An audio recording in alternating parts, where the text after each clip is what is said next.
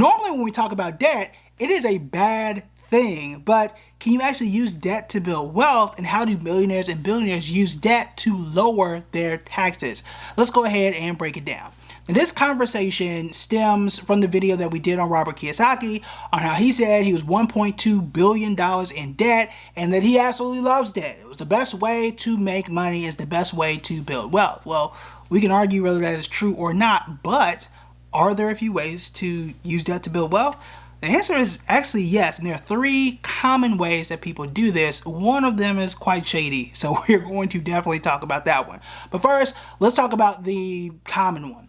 This one is just using leverage, taking out a loan to buy a business. Okay, so for example, Subways were known to be, they used to be anyway, one of the most profitable chains that you could buy. McDonald's make a lot of money. So what if I could put down $50,000, go to the bank and say, hey, give me a loan so I can buy McDonald's. We all know that McDonald's are profitable. We all win here. And in most cases, you would win. That is because if the McDonald's pushes out enough money, has enough cash flow to pay off the loan in and of itself, you're pretty much good to go, right? The McDonald's, people keep getting their, I don't know what people eat, hash browns or McChickens. I don't know. You guys know.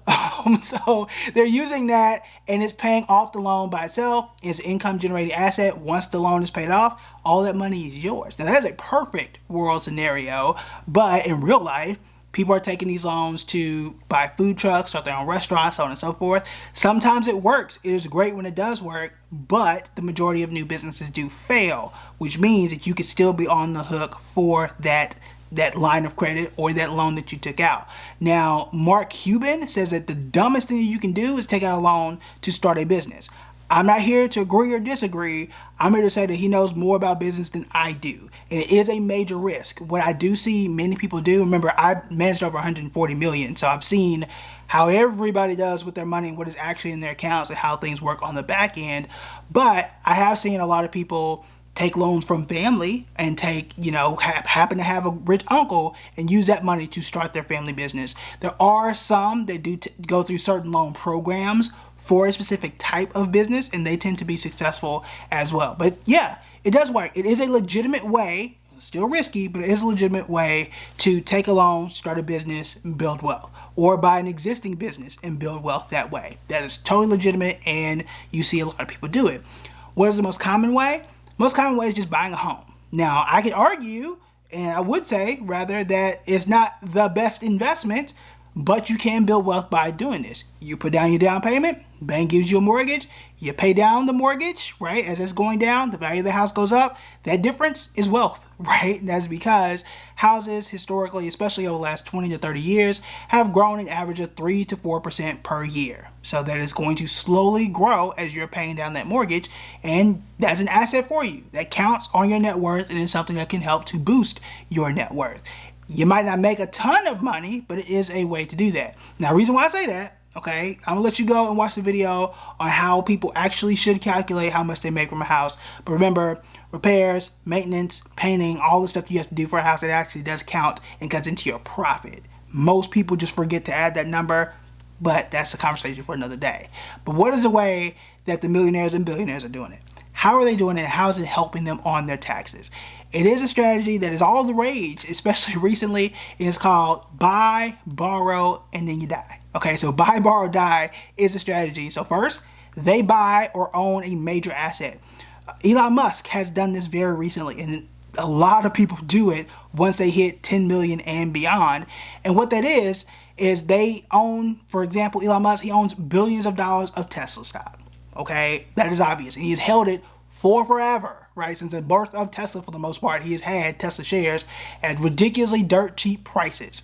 Now, here's the thing. He owns it. Let's say he has $40 billion of Tesla shares that he could sell at any time.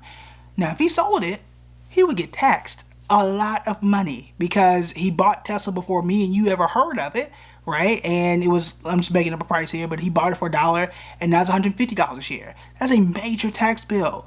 Why would you pay that if you could just take a loan against it? That is what he did when he was trying to buy Twitter, or I guess when he did buy Twitter, what have you. But he took a loan against that value, which means that if I have $40 billion in shares and that's growing at 15% a year or whatever it is, I can say, hey, y'all see I have the money, just give me a loan based on that. Give me a $20 billion loan, a $40 billion loan, whatever it's going to be, and that is cash in my pocket right now. Here's the thing. Do you get taxed on a loan? Do you have to pay income taxes on a loan that somebody gives you or that you get from the bank? Answer is no. You're not paying taxes on that. And even better for someone who's in that scenario, in many cases, not all, but in many cases, you can write off the interest payments on your taxes too. So you get income tax-free money in the loan, and you can write off a portion, in some cases, you can write off a portion of the interest payments. So that is double tax benefits, okay, that you can get by borrowing from your major asset, and then you die. Now, the death part is another tax benefit because, remember, in the case of Elon Musk or any of us, right, hopefully we buy low, and by the time it's time to go, it is high. Well, we sold, we're going to have to pay that income tax. But if we pass it on to our heirs, they will normally get what is called a stepped up tax basis, which means it's going to be treated in the eyes of the IRS. No, he didn't buy it back in, the year 2000. Your heir got it today. That is their basis, and they're going to be taxed from that point forward. So you're getting 3 different tax benefits from buying, borrowing, and the die strategy. That is how they do it. Now, the real question is, can you do it? Is there a way that me, you, average people can pull off that strategy? The answer is yes. The answer is you might not want to do it though. Okay, so the most common strategy that people try and do this who are just normal people is to use their home, and they do what is called a home equity line of credit, a HELOC.